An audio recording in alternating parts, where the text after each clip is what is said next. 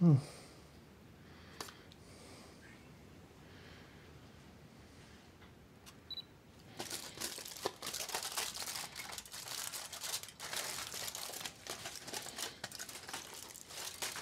questionne véritablement la violence du monde. Et c'est pas en montrant des gestes violents ou du sang ou des larmes qu'à mon avis on est le plus efficace, parce qu'il y a toujours des effets de sidération dont il faut se méfier.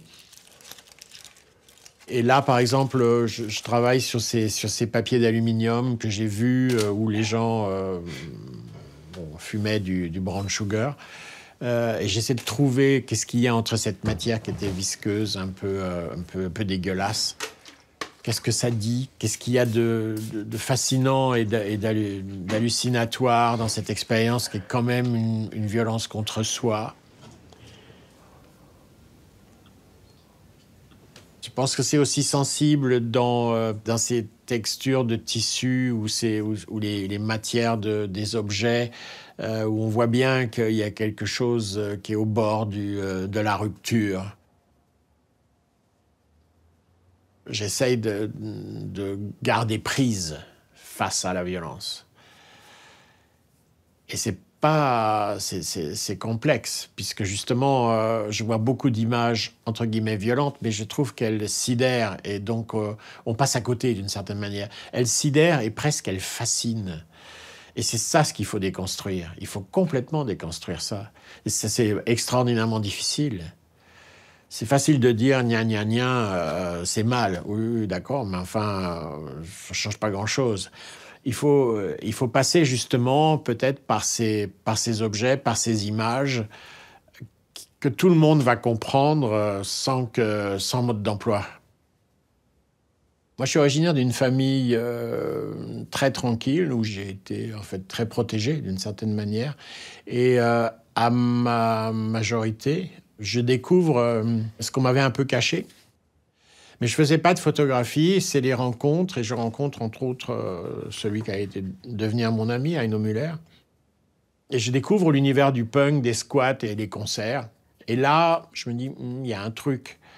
Donc on fait des images. Donc ça commence, le projet Fin de siècle, comme ça. On fait des photographies. Et donc on a fait toute cette série en essayant de montrer la complexité des personnages. Il ne s'agissait pas d'instants décisifs et tout, etc. C'était, on va mettre en scène parce que ces gens performent. Dans cet exercice-là, je me suis rendu compte qu'on arrivait à faire passer toute la complexité de ces personnages, entre autres. C'est-à-dire pas les enfermer dans un cadre, mais la mise en scène leur permettait de se défaire, de se déplacer. D'ailleurs, on les photographiait jamais à l'endroit où on les rencontrait, même si on a l'impression que les photos ont été faites comme ça dans la rue en 2 minutes. En fait, c'est jamais le cas. C'est toujours une rencontre, la recherche d'un lieu et un rendez-vous, de façon à ce que chacun ait le temps de réfléchir s'il veut venir ou pas venir. Parce que la question du pouvoir sur la prise photographique, on y a été sensible dès le départ. Alors, on ne prend pas une âme et tout, etc. Mais enfin, il y a quand même une prise. Et je pense qu'il faut essayer de s'en débarrasser de ça. Et c'est pour ça que moi, c'est ce que j'ai proposé, mettre en scène, parce que on fait la comédie, quoi, d'une certaine manière. Et quand on regarde leurs yeux et tout, etc., on voit bien qu'ils sont écorchés vifs d'une certaine manière. Donc c'est difficile pour eux. Mais en même temps, on voit bien qu'ils le font volontairement parce qu'ils se cherchent aussi.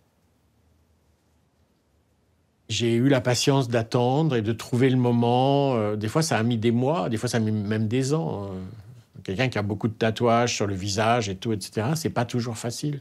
Parce qu'il sent très bien que ce que l'on voit chez lui, c'est le sauvage et tout, enfin, toute cette idiotie des cases et des concepts, alors qu'en fait, il ne veut pas être réduit à ça. Parce que de toute façon, ça n'a aucun sens de le réduire à cela. Et c'est bien plus que ça. Et donc, il faut trouver le moment où ça va affleurer, où ça va advenir cette complexité-là.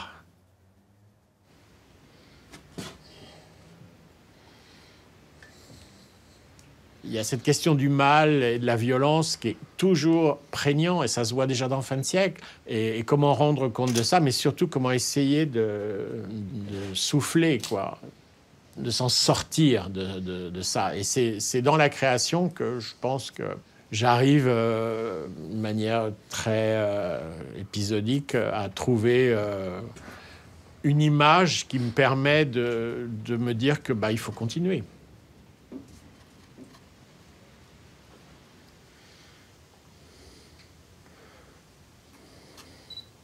L'anthropologie m'a beaucoup aidé pour comprendre ce rapport qu'on entretient avec les images. J'en ai fait d'une certaine manière ma spécialité, puisque je fais de l'anthropologie visuelle, c'est-à-dire d'essayer d'expliciter et de transmettre toute la complexité qu'il y a dans notre rapport entre la production d'images et la réaction, parce que ces images que nous produisons nous affectent, et réciproquement. Et dans ces images dont nous pensons être les maîtres et les auteurs, en fait, il y a des choses qui se glissent, qu'on n'avait pas vu venir. Toute mon analyse et ma recherche d'anthropologie m'a aidé à prendre conscience de ces emboîtements, de ces empilements, de cette complexité des images. J'ai toujours fait la même chose depuis le début. C'est vraiment la prise sur le réel. C'est comment, tu vois, qu'est-ce que c'est la vie, qu'est-ce que c'est vivre, hein. C'est ça la question. À la fois politiquement, est-ce qu'aujourd'hui, c'est encore possible de vivre une vie digne? Mais surtout anthropologiquement, ce que l'on perçoit du monde, en fait, on se le représente, hein, et on se le projette en pensée, et puis on le rêve aussi, et même éventuellement, on imagine des images qui n'existent pas. Donc on fonctionne bien par les images, et depuis l'origine, peut-être, je crois, ce qui a fait l'humain, c'est qu'il a produit des images. Je pense effectivement que ce sont les images qui nous ont créés tels que l'on est aujourd'hui. Et donc c'est là que ça devient vraiment intéressant, parce que d'une certaine manière, et ça c'est l'honnêteté d'un artiste, on sait très bien que l'image, on sait quand elle est là. C'est pas une question de culture, c'est pas une question de savoir, c'est pas une question même de sensibilité. En fait, il y a des images et tout le monde les voit. Eh ben, c'est celle-là qui m'intéresse, mais c'est pas nécessairement celle-là qu'on veut faire. J'en arrive intuitivement à penser que les images nous préexistent. Quand je dis les images nous préexistent, en fait, c'est pas nous qui les faisons, les images. Il faut accepter cette part qui n'est pas rationnelle, qui n'est pas logique et tout, etc., et qui vient, parce que généralement quelque chose d'extrêmement dense se trouve là-dedans.